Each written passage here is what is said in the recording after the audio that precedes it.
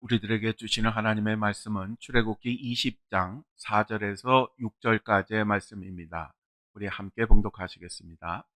너를 위하여 새긴 우상을 만들지 말고 또 위로 하늘에 있는 것이나 아래로 땅에 있는 것이나 땅 아래 물속에 있는 것에 어떤 형상도 만들지 말며 그것들에게 절하지 말며 그것들을 섬기지 말라. 나 내 하나님 여호와는 질투하는 하나님인즉 나를 미워하는 자의 죄를 갚되 아버지로부터 아들에게로 3, 4대까지 이르게 하거니와 나를 사랑하고 내 계명을 지키는 자에게는 1000대까지 은혜를 베푸느니라. 아멘. 오늘은 오늘 본문 말씀을 가지고 10계명 중에 두 번째 계명을 가지고 함께 말씀을 나누겠습니다. 우리나라 감리교단의 경우는 하나이지만 장로교단 같은 경우는 굉장히 많습니다. 약 300개가 넘는다고 합니다. 이 300개가 넘는 장로교 교단 가운데 고신측, 고신교단이라고 하는데 이 고신측 그 교단이 있는데요. 이 고신측 교단은 일제 강점기 때 신사참배 반대운동을 했던 지도자들이 1952년에 분리되어서 세운 그러한 교단입니다. 이 고신측 교단은 신앙의 정통성과 생활의 순결을 강조를 합니다. 그리고 1959년에 장로교 합동교단과 통합을 했다가 맞질 않아서 4년 후에 다시 분리가 되었습니다. 이 장로교 고신교단은 아주 극단적이고 보수적이어서 여성 목사 안수, 동성애와 동성혼, 그리고 낙태를 결사 반대하고 종교다원주의를 주장하는 세계교회협의회와도 아주 갈라선 그러한 교단입니다. 그리고 신사참배와 같은 우상숭배, 성경에 위배되는 교리, 그리고 교단의 정통신앙에 벗어난 행위나 사상도 철저하게 금지를 합니다. 그리고 1957년 제42회 총회에서 십자가 등 상징물의 사용이 미신이나 우상화 혹은 전통적 예배 관행에 어긋난다는 이유로 강단의 십자가를 부착하는 것을 금지하였습니다. 그래서 예배당 강대상 뒤에 있는 십자가를 제거하였습니다. 지금 여러분이 보시는 화면 제 뒤에 있는 저 십자가가 고신교단에는 없습니다. 그냥 벽입니다. 제가 예전에 데리고 있던 그 군종병이 고신측 그 신앙생활을 하다 온 교인이었는데 그 군종병 표현에 의하면 그 자기가 다니는 그 고신측 교회는 주일날 버스를 타서도 안 되고 식당에서 밥을 사 먹어도 안 된다라고 그렇게 해서 교사를 하다 보니까 식당에서 밥을 얻어 먹지 못하면 굶는 경우도 허다했다. 그래서 주일날은 배고픈 날이었다라고 그렇게 이야기한 적이 있습니다.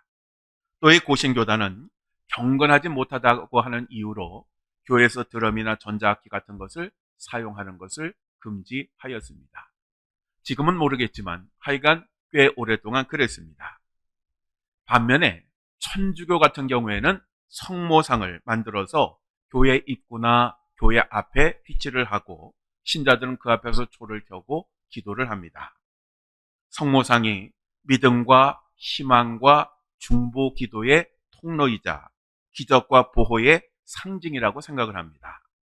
우리가 보기에는 정말 이해할 수 없는 그러한 광경이지만 천주교에서는 굉장히 자연스러운 그러한 모습입니다. 제가 이 제단의 십자가나 성모상을 이야기하는 이유는 바로 오늘 우리가 함께 나눌 두 번째 십계명에 대한 그러한 내용 때문에 그렇습니다. 십계명의 두 번째 계명은 너를 위하여 새긴 우상을 만들지 말고 그것들에게 절하지 말며 그것들을 섬기지 말라라고 하는 것입니다. 이것을 잘못 오해하면 다른 신의 신상을 만들지 말라라고 하는 의미로 받아들일 수가 있습니다. 그래서 가끔 과격한 기독교 신자들이 다른 종교의 상징물을 훼손하는 그러한 경우도 있습니다. 그러면 이 하나님께서 우리들에게 명하신 두 번째 십계명이 정말 그런 의미일까요? 출애굽기 20장 23절에 너희는 나를 비겨서 은으로나 금으로나 너희를 위하여 신상을 만들지 말고 라고 하나님 말씀하셨습니다. 여기서 이 비교서라고 하는 히브리어 단어의 원뜻은 곁에, beside라고 하는 그런 뜻입니다.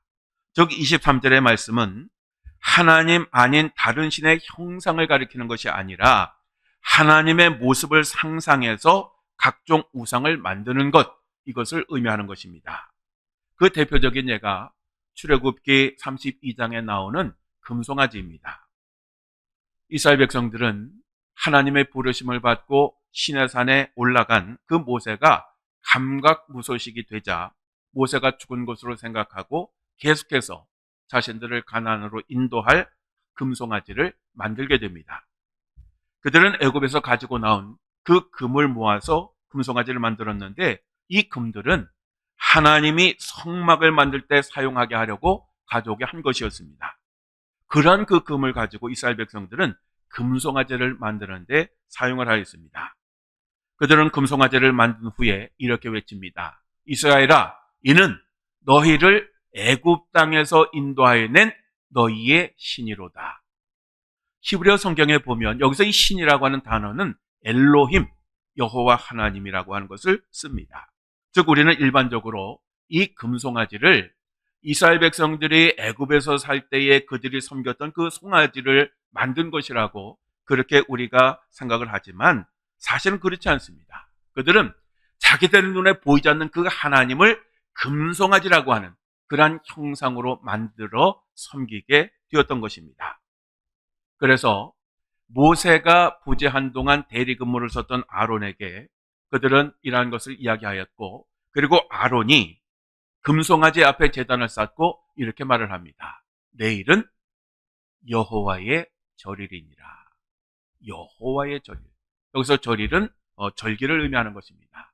즉 아론이 지금 이스라엘 백성들 앞에서 그 금송아지를 놓고 하는 얘기가 뭐냐 하면 이것은 하나님이고, 그리고 우리는 내일은 하나님의 절기이기 때문에 지켜야 한다, 이렇게 이야기를 한 것입니다.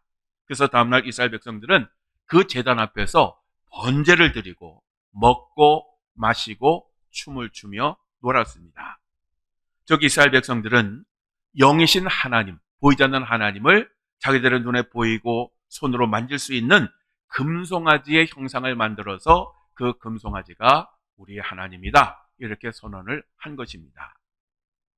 훗날 이스라엘이 남과 북으로 쪼개어지게 되고 남쪽은 예루살렘 성전이 있었지만 북쪽은 없었습니다. 그래서 그들이 한 게 뭐냐 하면 베델과 단에다 금송아지를 만들었습니다. 그들이 금송아지를 만들고 섬긴 이유는 바로 똑같습니다. 즉 그들은 그 금송아지가 하나님이 계신 성전과 같은 것으로 여기고 그렇게 숭배를 했던 것입니다. 그런데 문제는 뭐냐 하면 그들이 하나님이라고 생각하는 것이 하나님이 아니었다는 것입니다. 우리 하나님은 영적인 분이십니다. 그리고 우리 하나님은 무소부재, 즉 어디든 계시는 그러한 분이십니다. 그런데 이러한 영적인 분을 형상화해서 그 하나님을 그 안에 가두게 되면 결국 하나님은 시간과 공간 안에 갇힌 존재가 된다는 것입니다. 즉 하나님은 영이시기 때문에 어디든지 계실 수 있는 분이시고 우리가 어디에 있든지 항상 우리와 함께 하시는 분이십니다. 그래서 시편 139편 7절부터 10절까지에 보면 이렇게 말씀합니다. 내가 주의 영을 떠나 어디로 가며 주의 앞에서 어디로 피하리이까? 내가 하늘에 올라갈지라도 거기 계시며 수월에 내 자리를 펼지라도 거기 계시니이다. 내가 새벽 날개를 치며 바다 끝에 가서 거주할지라도 거기서도 주의 손이 나를 인도하시며 주의 오른손이 나를 붙드시리이다. 이렇게 시편 기자가 고백합니다. 즉 우리 하나님은 시간과 공간의 제약을 받지 않은 분이시기 때문에 어디든지 계시는 것입니다. 그런데 사람들은 어리석어서 눈에 보이고 손에 만져지는 것만이 존재한다고 확신을 합니다. 그래서 예수님이 부활하신 후에 제자들에게 나타나셨을 때 도마는 예수님을 보고도 의심을 했고, 그래서 예수님께서 그 도마에게 이렇게 말씀하셨습니다. 어찌하여 두려워하며 어찌하여 마음에 의심이 일어나느냐? 내 손과 발을 보고 나인 줄 알라. 또 나를 만져보라.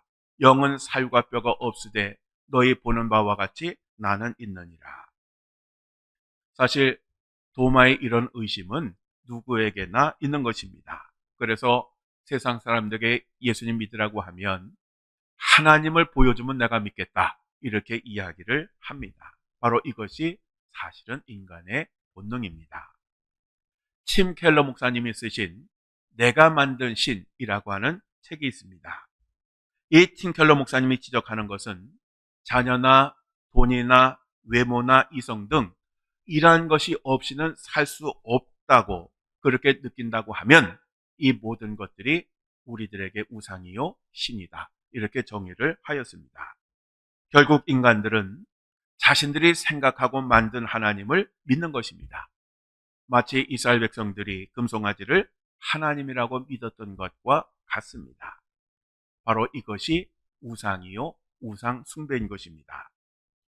우리가 주일에 꼬박꼬박 교회 다닌다고, 아니면 매일 성경을 읽고 묵상한다고, 아니면 기도 생활을 한다고 우리 모두가 하나님만을 잘 믿는 것은 아닙니다. 내 자신도 모르게 우상을 만들어 숭배하고 있을 수 있는 것입니다.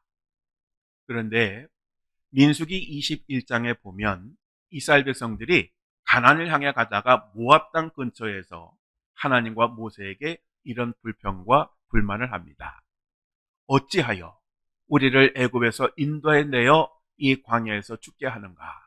이곳에는 먹을 것도 없고 물도 없도다. 우리 마음이 이 하찮은 음식을 싫어하노라. 사실 이스라엘 백성들이 광야로 나온 이후로 그들이 어려움에 처할 때마다 하나님은 모든 것을 해결해 주셨습니다. 그럼에도 불구하고 이스라엘 백성들은 끊임없이 원망과 불평을 하였습니다. 그냥 하나님께 하나님 이런 것이 없으니까 좀 이런 것을 주시면 좋겠습니다라고 하면 얼마나 좋겠습니까?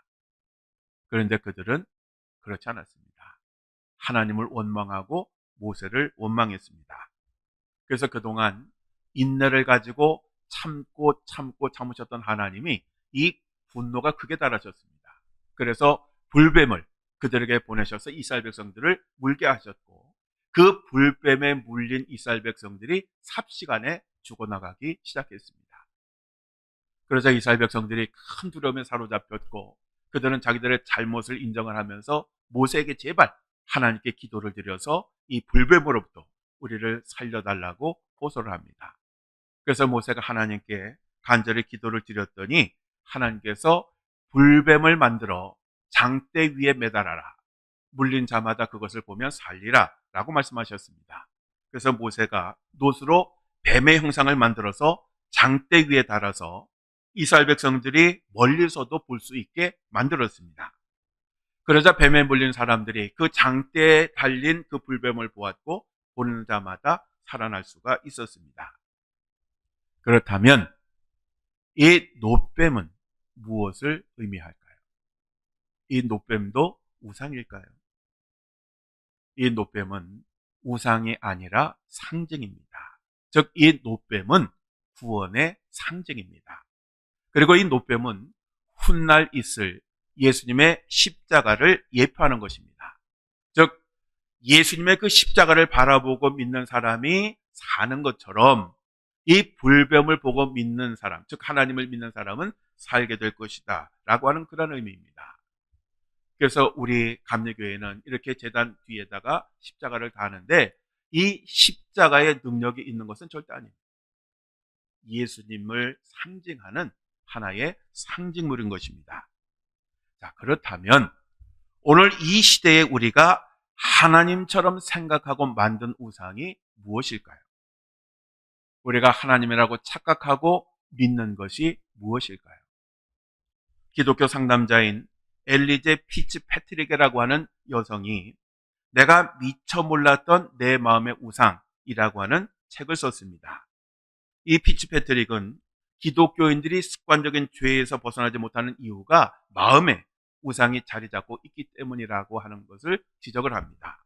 그리고 이 마음의 우상이 무엇인가를 밝히면서 이 마음의 우상을 없앨 수 있는 유일한 방법은 우리가 하나님만을 전적으로 사랑하는 것이다 라고 그렇게 결론을 내립니다. 이 책에 보면 그 마음의 우상의 예를 야곱과 라헬의 예를 듭니다. 야곱은 형 에서의 보복을 피해서 외삼촌 라반에게로 도망을 갑니다. 그리고 그곳에서 그 라반 밑에서 목양을 하면서 살아가는데 그 과정에서 이제 레아와 라헬과 결혼을 해서 가정을 꾸리게 됩니다. 그런데 이 외삼촌 라반이 굉장히 욕심이 많은 사람이라 정당한 월급을 주지 않고 무임금으로 계속해서 일을 시키려고 하자 문제가 이제 갈등이 생기기 시작합니다. 그래서 결국 야곱은 야반에 도주하기로 결심을 합니다. 그리고 아내 라헬에게 오늘 밤에 우리가 도망갈 테니까 급히 짐을 꾸리라 라고 그렇게 말을 합니다. 그러자 이 라헬이 혼란에 빠집니다. 왜냐하면 자기 아버지와 남편이 갈등하고 있는 것은 알았지만 그래도 평생 동안 나고 자란 그 동네 그리고 친정을 떠나는 것은 정말 싫었기 때문입니다. 즉 이 라헬은 친숙한 것으로부터 떠나서 낯선 곳에서 새로운 삶을 사는 것이 싫었습니다. 게다가 이제 이곳을 떠나면 아버지의 보호를 받을 수도 없습니다. 그래서 생각한 것이 뭐냐면 아버지가 믿는 신인 드라빔을 훔쳐가는 것이었습니다. 이 드라빔이라고 하는 것은 나무나 은으로 사람이나 짐승 모양으로 만든 상을 의미하는 것입니다. 이 드라빔은 가문과 가족의 수호신으로 숭배되었고 족장의 권위나 재산 상속권을 보증하는 그러한 표시이기도 하였습니다. 그래서 자기 자신이 이제 낯선 곳에 가니까 그 신상에 의지하여 안전을 도모하려고 했는데 문제는 오히려 이 드라빔 때문에 큰 위기에 빠지게 됩니다. 그 아버지가 도망간 것을 알고 그리고 드라빔 훔쳐간 것을 알고 병력을 이끌고 쫓아오게 됩니다. 결국 자기 자신이 믿고 의지하려고 하던 이 드라빔으로 인해서 큰 위기에 빠지게 되었던 것입니다. 하나님이 말씀하신 너를 위하여 새긴 우상이라고 하는 이 말을 다른 말로 표현하면 나의 문제를 해결해주고 나에게 행복을 가져다주고 나에게 평안함을 가져다주고 나에게 성공을 가져다 줄 것이라고 생각하고 믿고 의지하는 모든 것을 가리키는 것입니다. 바로 이것이 우리 마음에 새긴 우상입니다. 교회를 다니고 하나님을 믿으면서도 만든 그러한 우상들이 바로 우리 안에 있는 것입니다. 하나님은 우리들에게 이렇게 말씀하셨습니다. 너를 위하여 새긴 우상을 만들지 말고 또 위로 하늘에 있는 것이나 아래로 땅에 있는 것이나 땅 아래 물속에 있는 것에 어떤 형상도 만들지 말며 그것들에게 절하지 말며 그것들을 섬기지 말라. 이 계명을 우리가 문자적으로 해석하면 우리는 이 계명을 아주 잘 지키는 것처럼 보입니다. 그러나 조금 전에 말씀드린 것처럼 그 참된 의미를 우리가 깨닫게 된다고 하면 우리가 우리들의 삶에서 얼마나 많은 우상을 섬기고 있는지를 알게 되는 것입니다. 그러면 하나님은 왜 이런 계명을 우리들에게 주셨을까요? 여기에 대해서 하나님께서 이렇게 말씀하십니다. 내 하나님 여호와는 질투하는 하나님인즉, 즉 우리를 창조하시고 구속하신 하나님은 우리가 하나님만을 바라보고 하나님만을 의지하고 하나님만을 사랑하기를 원하십니다.